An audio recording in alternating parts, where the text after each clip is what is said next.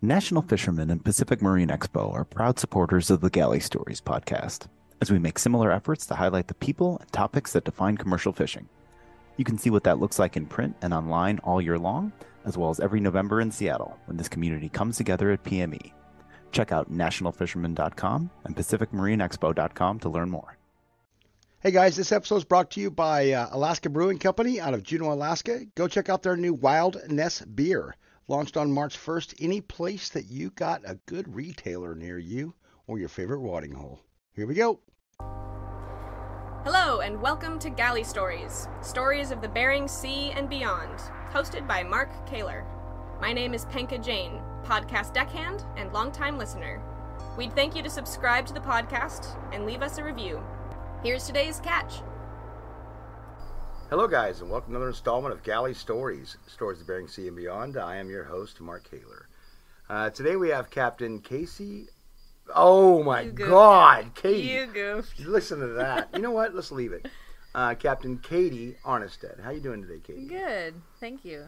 You too. How are you? Now I'm all fumbled up. Okay. Well, it's okay. Let's just get into it. Yeah. Where were you born, and what got you into commercial fishing?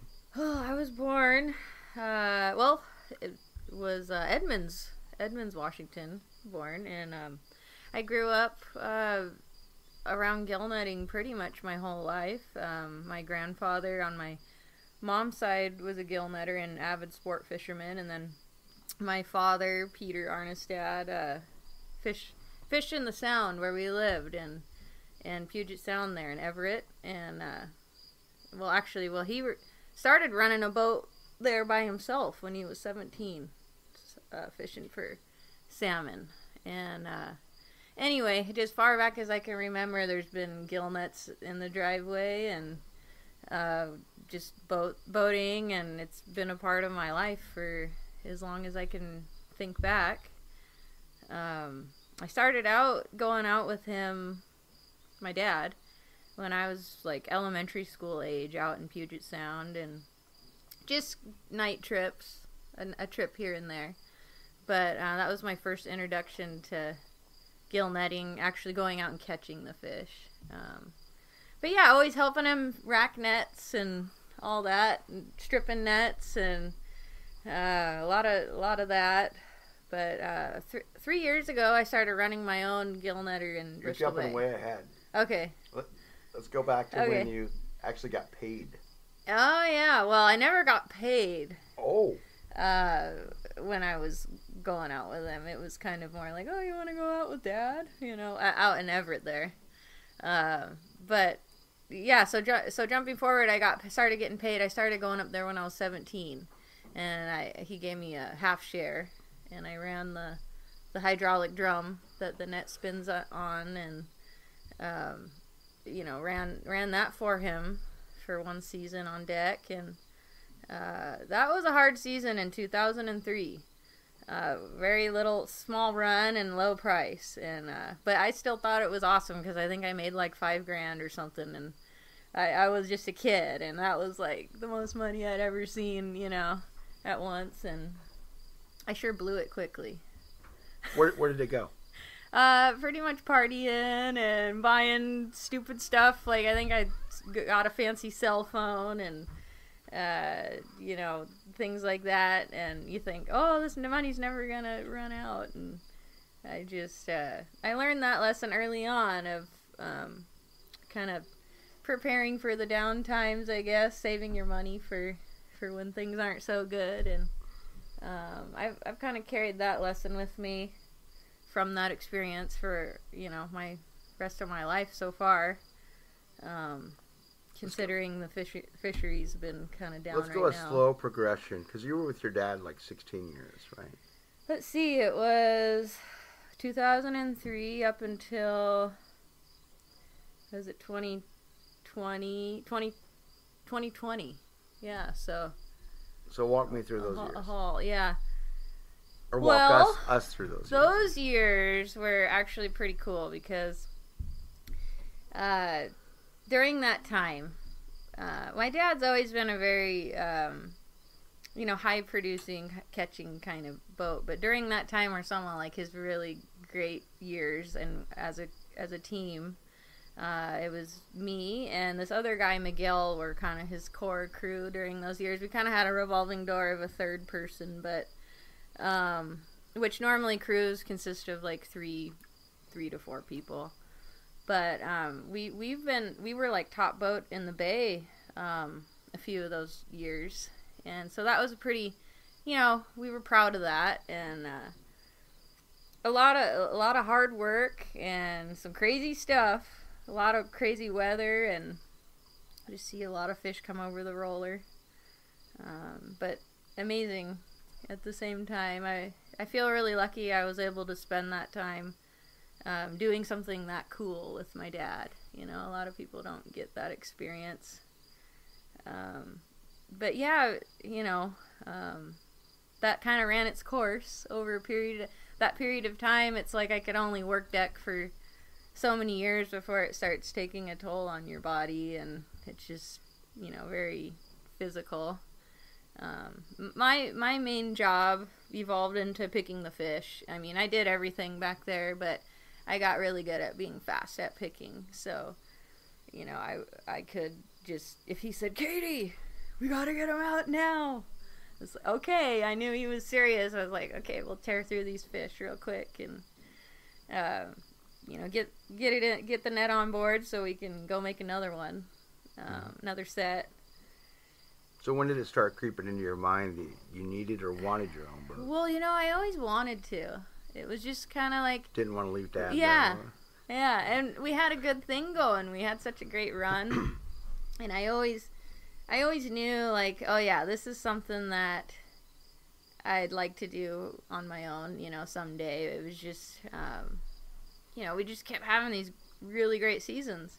But when it really happened was that the stars aligned. And the year I was having my son Cooper, I took the summer off.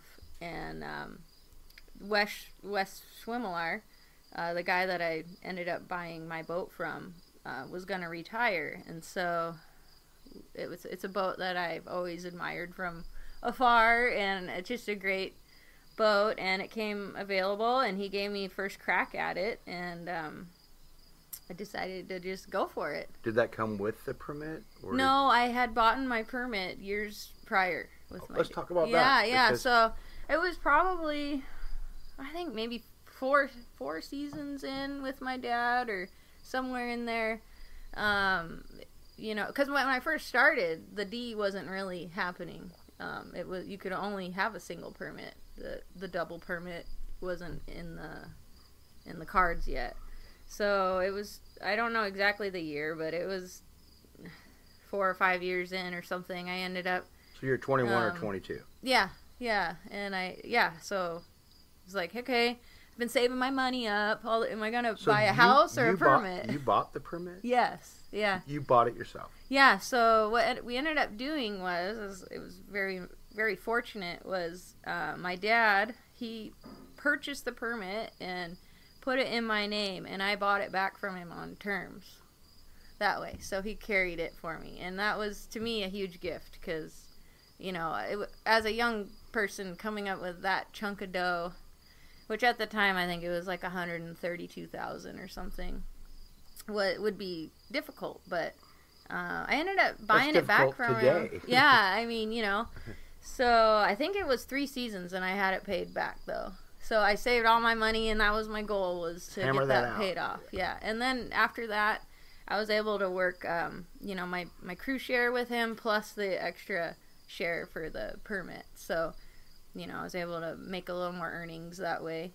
Mm-hmm. And, then started saving that money for one day, hopefully buying my own boat. And so that's the way that all went down. And so at this point, obviously you've done wheel time on your dad's boat. Yes. You know how to handle a boat. Yeah. You get with Wes, who's a phenomenal guy, by the way. Yeah. Kept the boat the same name. I kept the same. I loved the name. And the name of the boat is the Old School. That's right. Which, for a few reasons, I love the name. I mean, it's for the people that know, it's a Curry 32, which is just a classic kind of mid-90s glory boat. Just at the time when they were built, it was the best you could get, you know, in my opinion.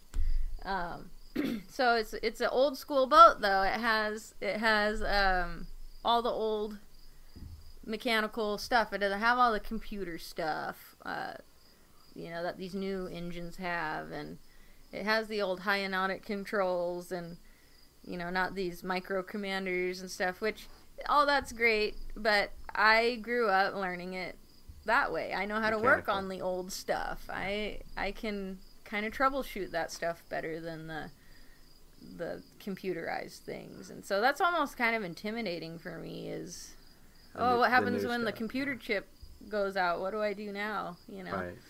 There's not a new computer chip, but you can plug a hole. Or you can... Exactly. You know, well, the Cat 3406. It's just one of the best engines I think ever built. So, you know, we'll run and yeah. So the old school, and then also I just, you know, like I said, I learned everything kind of the old school way from my dad, and so that just name to me was perfect, and I didn't feel the need to change it. I thought it was perfect for Wes too, because Wes is like old school crab, old school crabber, old school fisherman in everything he did. Old school.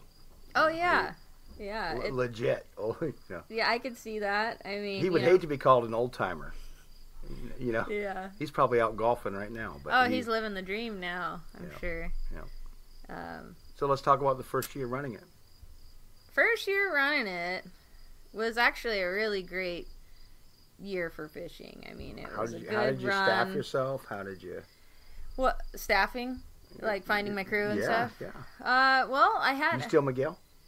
I wish. Miguel ended up passing away. No. He always said he'd come work for me one day, but he got sick, and his liver gave out on him. He wasn't a drinker or anything, but he got the cirrhosis, so kind of a weird deal. But he was 40. I want to say he was 46 when he passed. Sorry a about couple that. years. Yeah, we were like family. You know, we'd been through the wars together. But yeah, I would have loved to have had him on the boat. But no, I had a guy, Kyle. He was a school teacher, which that's always a great fit for this thing. You know, guys that are girls that teach get the summers off. So, and another guy, Sebi, he was one of my guys, and I had a woman, Katie was her name as well, Katie Bishop, and she was a last minute hire because the guy that was supposed to come up that year bailed on me last second. He had some other job he had to do, so this gal Katie came in, and I had a good crew for my first year, and you know, put in a good season. And but all green or no, only green one was Katie, the Katie Bishop, and she was tough. One of those gals that would play hockey with the boys and stuff like that, you know, like just kind of a little gal, but she could take a hit, you know. So she was good, but yeah, I don't have the same crew as I did that year, but anymore. But I got a good group together, and it's kind of, this fishery is hard because you have to be able to break away from your normal life for 2 months or whatever. And if a guy gets a good job or something at home, then you know it's hard to give that up to go up for the summer.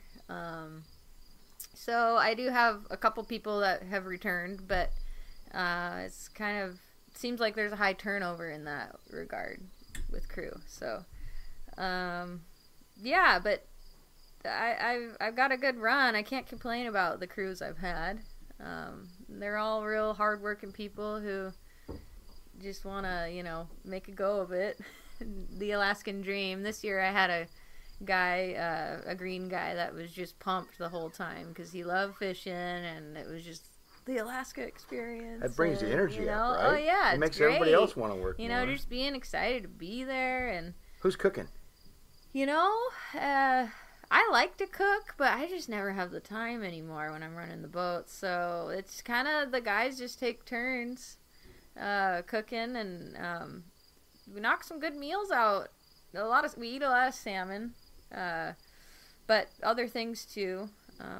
Just, get creative with what you have. It's one of those deals where, okay, what do we have? We can make this with it. And, we eat good on our boat, but I think that's important. You got to be able to eat good. It's a morale thing. If you got a well-fed crew and everybody's fed and happy, sometimes it's one of the only things you have to look forward to is a good warm meal, so we try to eat a good warm meal once a day if possible, and it just seems like everybody's happy if you can do that. And the rest of the time it's kind of grab and go stuff or whatever, but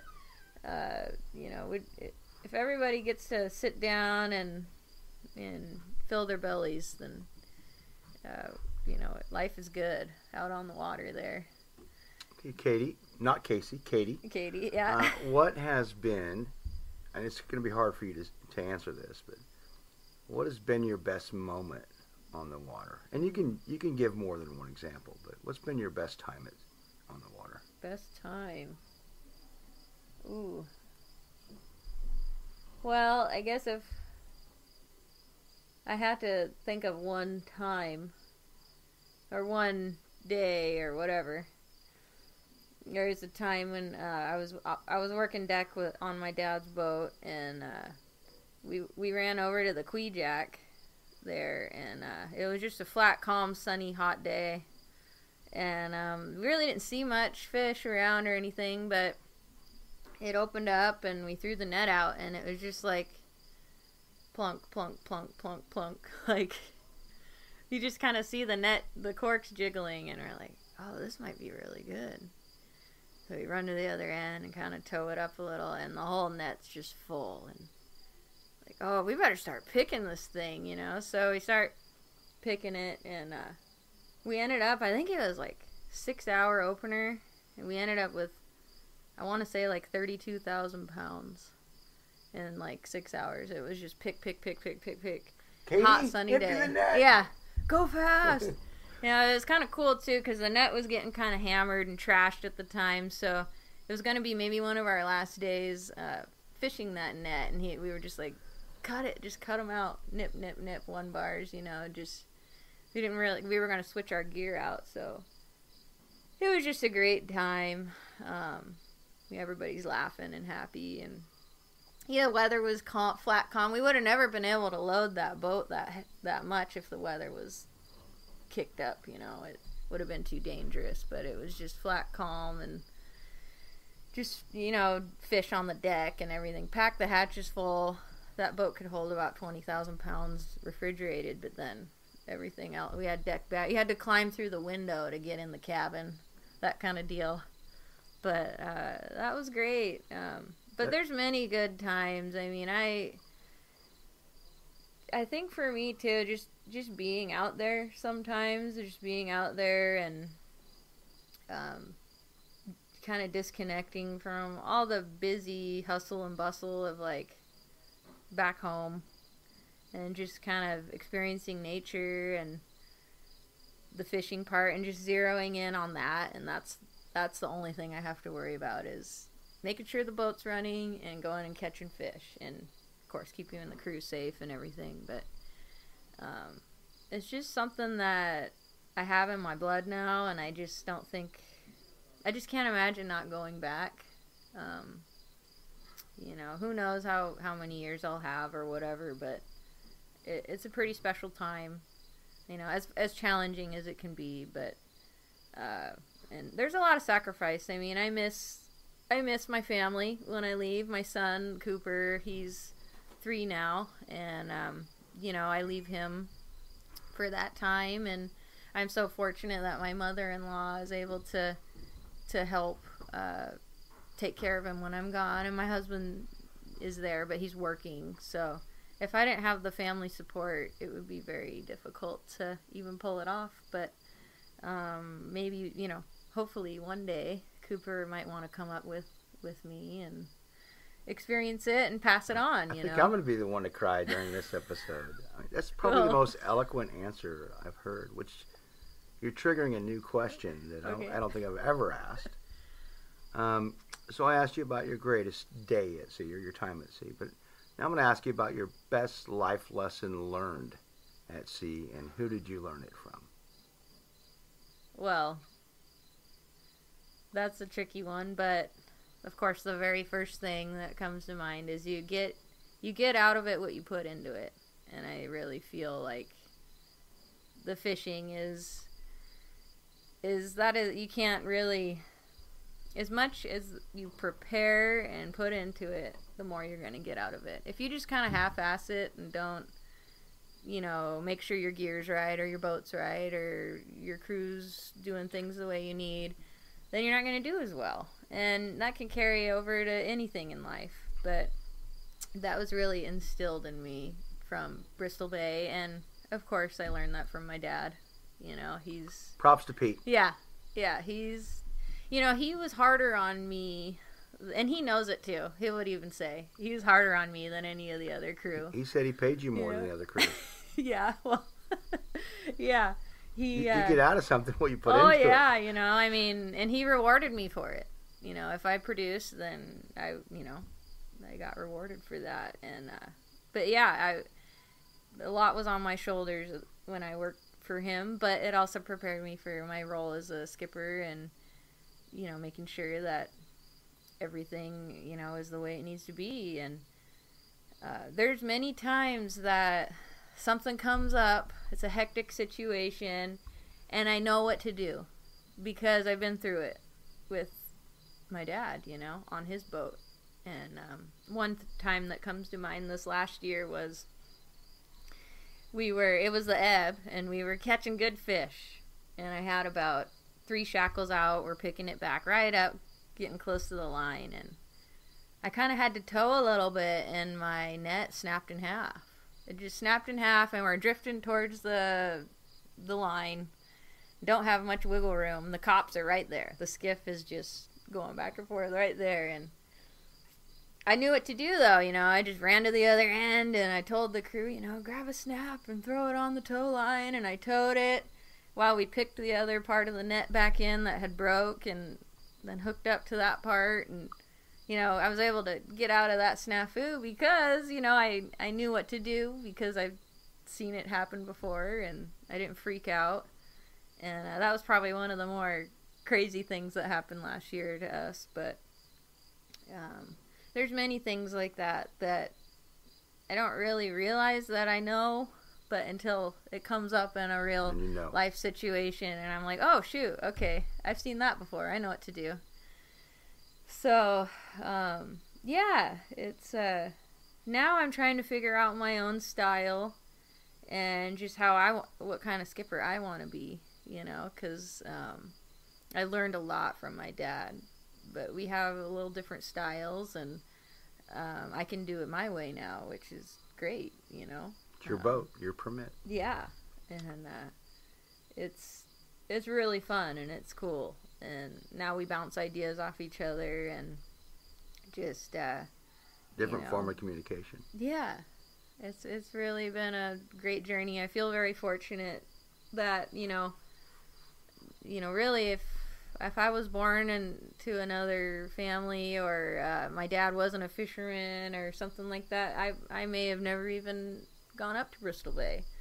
And so I just feel Bristol Bay has given me so much freedom in my life. Like, I don't necessarily have to work a 9-to-5 job and do all that. If it's a good season, I take a little more time, and I'm able to be home. And in the off season, I'm Cooper's mom, and I'm also a dental hygienist. But I only work a couple days a week now, and but it's given me so much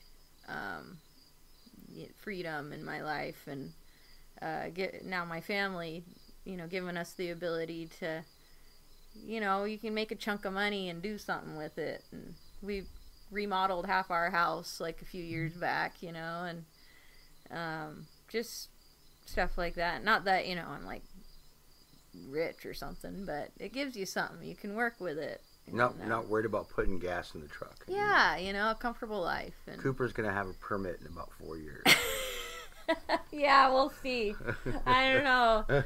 Shoot, man, it's still kind of the Wild West up there, but he likes fishing.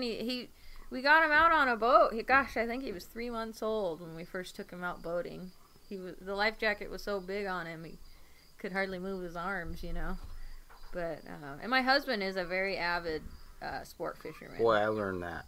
Yeah, I mean, he's way fishier than me. I mean, as far as like thinking like a fish, he can catch them. That's for sure. Lingcod Chris, we go out and catch albacore tuna out of Westport just for fun, and we'll load the boat, and it's a good time bringing friends and stuff. And when I saw you guys show up today, we're sitting here in Maine at this would be well, this is Jesse's one of the guys we fish with, Beaver, in our radio group. It's one of his crewmen, and we're out here visiting. And there's right on the water, guys. Yeah. So when Katie, Chris, and little Coop showed up today, the first thing I saw was Cooper running down to the water, and you guys following him. He did. He just sprinted down there. Yeah. It was pretty funny. So let's go to a little darker side, Katie. What's the worst time you've had on the water? Ooh. Yeah. Oh, yeah. Everybody's got one. Oh, that's a hard one, the worst. But you can give us several examples. Oh, I would say my first season. I got it in the wheel real good. It was a real good day of fishing, and this is when you were captain. My first season there. We were in the Nush, and it was probably the first really good day of fishing. And it's one of those deals where like the crew yells clear if you're clear, and am I clear? And I get clear, and you were not clear. I was not clear, which ultimately it's my decision to put the thing in gear, but I got it in real bad, and we have a clean out. I tried cutting, and it's not coming. The thing's wrapped up in there real tight.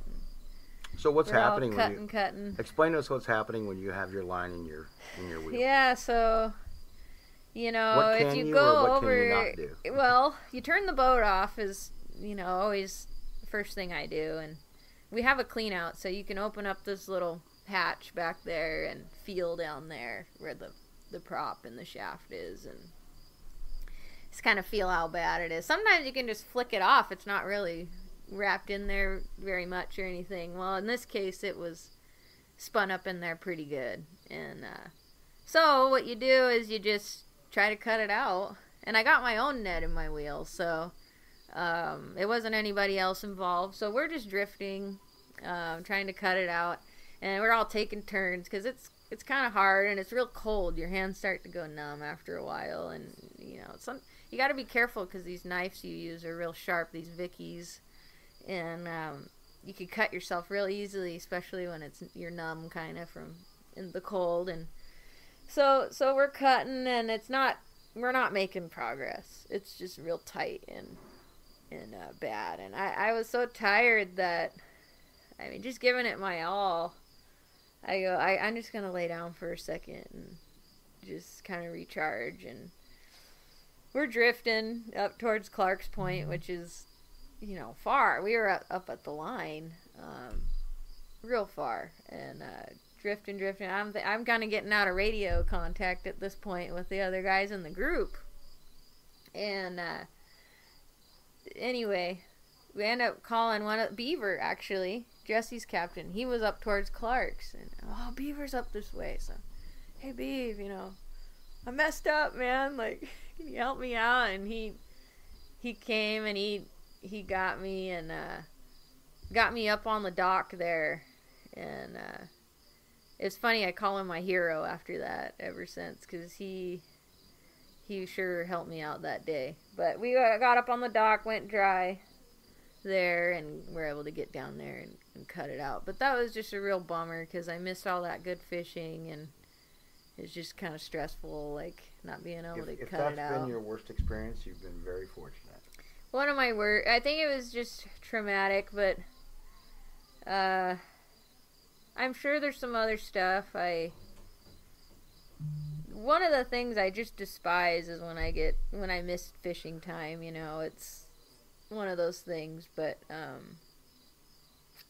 we've had some battles out there. You know, back in the old days. It's really not old days. Old school days. The old school days. Back in when I first started going up, which I think even before that it was more rowdy. But you know, guys would be hollering and screaming, which they still do. But we'd have like this is just kind of crazy. But you know, guys would be throwing cans of corn at each other, like trying to hit their windows and T-boning and like just Rowdy. Crazy stuff, you know. And it's not really like that so much anymore, which I think is good. Well, everybody's got a $1 million boat or something. Yeah, you know, it's you're a little more cautious when you're not in a $30,000 boat. But you know, it's there were some crazy times there, you know, in the earlier days. But yeah, things have kind of settled down that way. So, Katie, if you had to say what the sea has given to you, and you've covered some of this. But if you had to put it in a nutshell, what has the sea given to you, personally? So much. I mean, I guess you could say, I mean, I kind of touched on the freedom, but like financial freedom, somewhat. It's taught me a lot of life lessons. One of the things, kind of corny thing we like to say is you can't coach desire. You know, you learn, like, you could kind of, if you want something, I wish more people would realize that if you really want something, you can do it.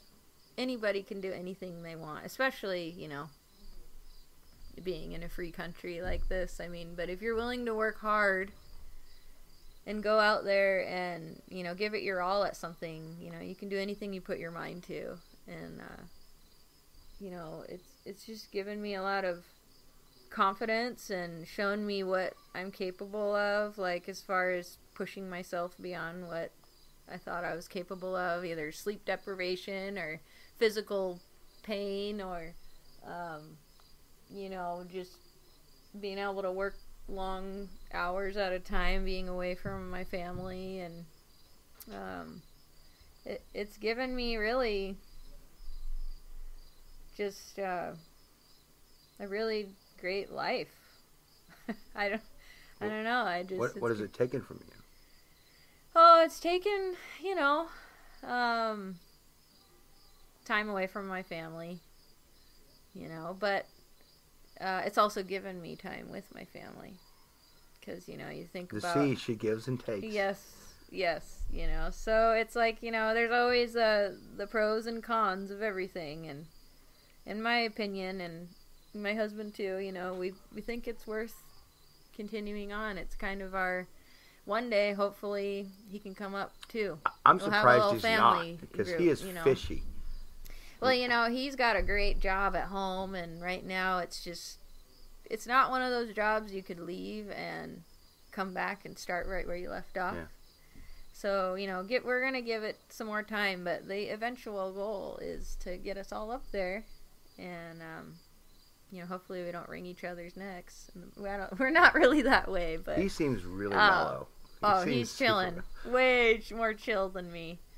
But, yeah, no, that's the goal. We're just gonna, you know, each season we get under our belts, we're getting closer to that goal. And, of course, Cooper, I think it's too young at this point. But, you know, give it a few more years, and who knows what we'll be doing. But, yeah, just time away, and really that's the biggest sacrifice for me, you know, is just, well, before I had my son, he's a June baby, so I was home that summer. But before that, I don't remember hardly the last summer I was, you know, home, able to have a 4th of July party and all that stuff. But, you know, that's all just kind of, you know, big deal.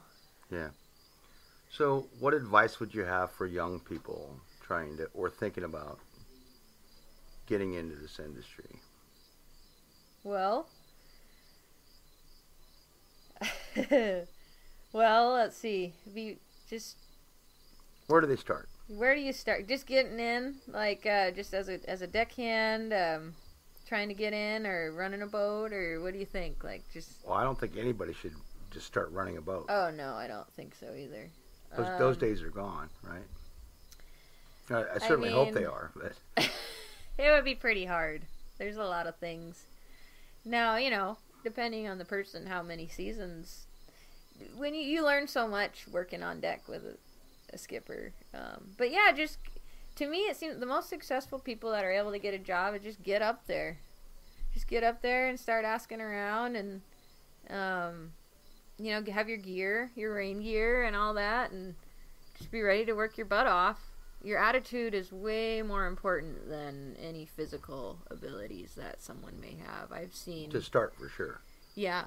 Oh, yeah. I mean, I've seen... You could be, like, the strongest, most physically capable person, but if you don't mentally have the right stuff, you're not going to make it.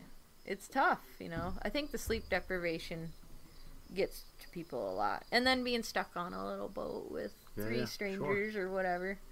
Does your boat have a bathroom? Yes. I asked that because a lot of boats don't. Yes, we have a head, and it's really nice. We got a shower and a toilet, and it's a real comfortable boat, too. We can be in some pretty bad weather, and at least compared to the boats I've been on, which have been all nice boats, but to me, it's the most seaworthy boat I've been on. I really like the Curry. But yeah, no, it's it's tight quarters, but your own little bunk areas. It's only 32 feet long. Yeah, it's only 32 feet. So you got so you got some guy putting his stinky socks, on the galley table or something, that kind of wears on you after a while. It's funny though, I'll just take their stuff and throw it in their bunk if it bothers me, but usually people are pretty good, It's long hours, and think the boat gets messy, but I'll say, we gotta clean this up, and it gets cleaned up pretty quick. Yeah. Katie, well, I thank you a lot for taking the time today. Yeah. Do you have any final thoughts you want to share? No, or anything you want everyone to know? Just take it one day at a time. just one foot in front of the other, and if you have a goal, just set your mind to it, and you can do anything. I think that's kind of my motto. That's the trigger. Yeah. Okay, Katie. Thanks for taking the time. Yeah. All right, guys. Thanks for listening today, and follow us on Instagram. Check out our new gear store. Get yourself some Galley Stories gear if you can. And we will see you next time.